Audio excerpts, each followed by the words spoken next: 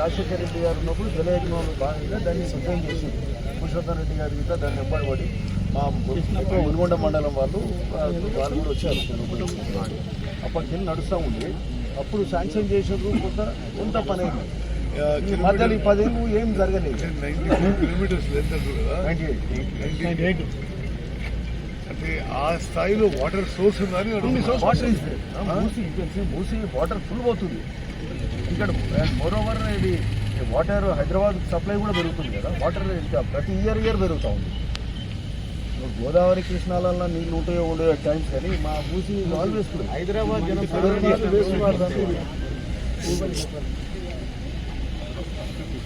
అయితే ఇక్కడికి వెళ్ళి కొంచెం బెటర్ ఉంది. ఈ పైకి వెళ్ళి నీళ్ళు వస్తాయి. ఈ మగ్దుంపల్లి చెరువు కట్ట కూడా నిండుతుంది.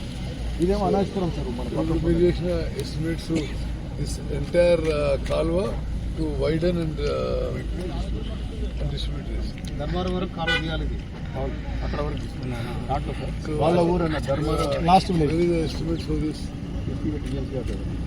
వాళ్ళు చూశారు. రేపు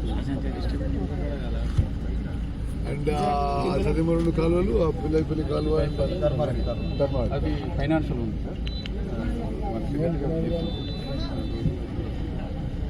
అంటే పంపించాం ఫైనాన్స్కి. ఫైనాన్షియల్ ఉంది సార్. 2 ఫైనాన్షియల్ ఈరోజు ఎస్టిమేట్ ఇస్తారు ఫర్ ఫైనాన్స్. బునియాది అని తర్వాత ఈ ఫైనాన్స్ కూడా ఇది స్లైట్లీ బిహైండ్ ఉంది.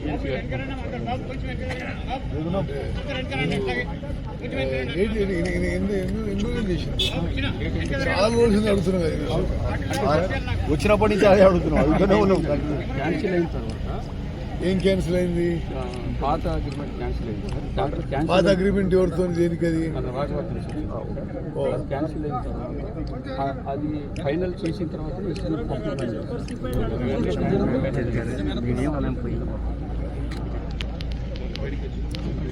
రావణపల్లి కాలం కూడా పెళ్లి 3 ఏళ్ళ తండ్రి రావణపల్లి కాలం